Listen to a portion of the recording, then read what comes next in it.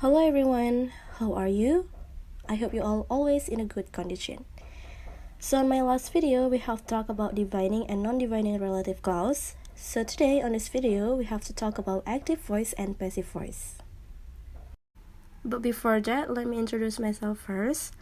So my name is Dofi Harma Yani, you can call me Dofi. I'm from class A1 in Pasar, majoring English Language Education Department for the 3rd semester. Well guys, without any further ado, let's move to the material and please pay your attention guys. For the next slide, here are some subtopics of our material that we have to discuss today. The first one is the definition of active and passive voice. The second one is the characteristic of active and passive voice. The third one is the changes of active into a passive voice and some example. And then for the last slide, there is some exercise about active and passive voice that you have to do. For the first subtopic, that is the definition of active and passive voice. So, an active voice is a sentence that places the person who is doing an action as the subject. Then, the passive voice is a sentence form that places the person or thing that is affected by the verb. Or, passive voice is a sentence in which a verb indicates that an action was performed on the subject. And then let's move to the next subtopic, that is the characteristic of active and passive voice. For the active voice, there are 4 characters of active voice. The first one is active voice sentence tend to have a firm and clear tone. The second one is active voice is marked with the subject at the beginning. The third one, the subject is followed by the form to be, verb, and object. And then the last one, active voice can tell clearly about the subject who has done something. And then for the passive voice, there are 3 characters of passive voice. The first one, when we change a sentence from an active to a passive voice, the object becomes the subject. And then the second one, does not tell clearly about the actor who has carried out an action.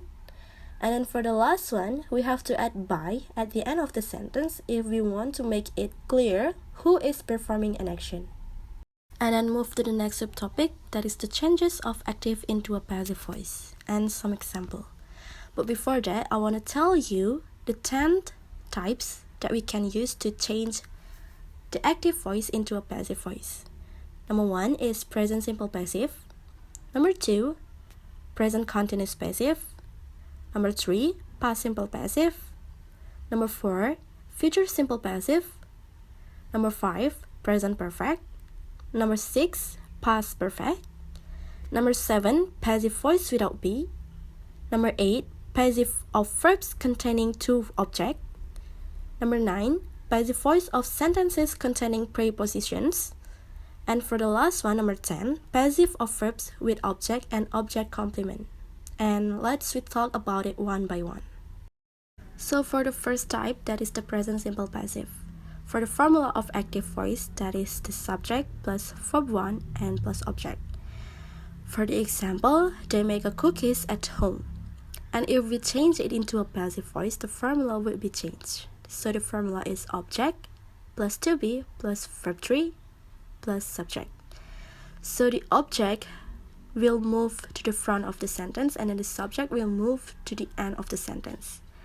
And then the example becomes cookies are made by them at home. And then for the second types, that is the present continuous passive. So for the formula of active voice, that is the subject plus to be plus verb ing plus object. And then the example is I am doing my homework. And then if we change it into a passive voice, so the formula will be changed. So the formula is object plus to be plus being plus verb 3 plus subject. So the object also moved to the front of the sentence and the subject also moved to the end of the sentence. And then the example becomes my homework is being done by me. The types number 3 is past simple passive. For the formula of active voice, that is the subject plus verb 2 plus object. The example is the company hired new workers last year. And if we change it into a passive voice, the formula is also be changed. So the formula is object plus to be plus verb 3 plus by and plus subject. And then the example becomes new workers were hired by the company last year. And for the types number 4 is the future simple passive. So for the formula of active voice, that is the subject plus will plus verb1 plus object. And then the example is she will deliver the letters. And if we change it into a passive voice, the formula would be changed. So the formula is object plus will be plus verb3 plus by plus subject. And then the example becomes the letters will be delivered by her. For the types number 5, that is the present perfect passive. For the formula of active voice, that is the subject plus has or have plus verb3 plus object. The example is I have read in my books.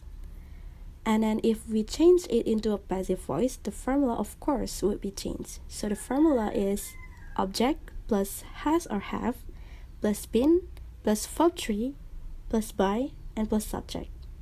And then the example becomes my books have been written by me.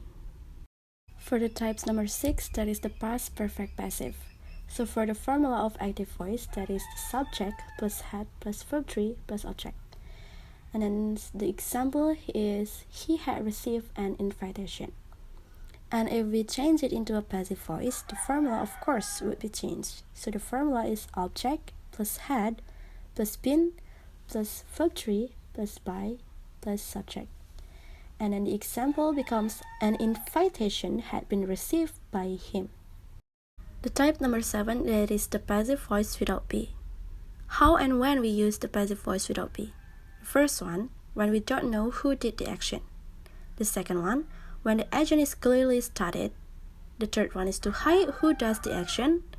And then the last one, the one who does the action isn't important. And then for the example, the active voice, someone broke the glass. And then if we change it into a passive voice, that becomes the glass was broken. And then next to the types number 8, that is the passive of verbs containing two objects. So there are some verbs which have two objects, a direct and indirect object. Some of these verbs are bring, get, give, make, offer, promise, send, show, and etc. Some example, I sent my friends a picture, or I sent a picture to my friends. So with these verbs, it is possible to make two different passive sentences because you can use either of the two objects as the subject of the passive sentence. So the example can be my friends were sent a picture or a picture was sent to my friends. And then the types number 9, the passive voice of sentences containing preposition. For the active voice, when we put an active sentence where preposition follows after the verb, break into, look after, listen to. The example is someone shouts at the man. So the preposition is shouts at. And if we change it into a passive voice, the preposition remains immediately after the verb. So the example becomes the man is shouted at. So the shouted at is the preposition. And for the last types, that is the passive of verbs with object and object complement. So after some verbs, the direct object can be followed by an object complement, a noun, or adjective which describes or classifies the object. For the example, they elected him their leader. When these clauses are made passive, these objects complements become subject complements. They come after the verb. And then the example becomes he was elected their leader.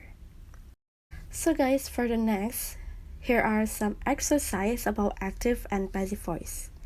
So I have 10 questions to you that you have to answer. So please choose the correct answer. But don't worry with your score because this is just practice. So you can click the link below.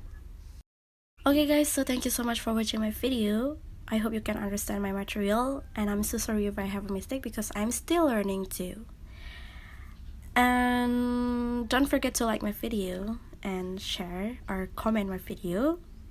And once again, thank you so much guys for the attention. See you on the next video.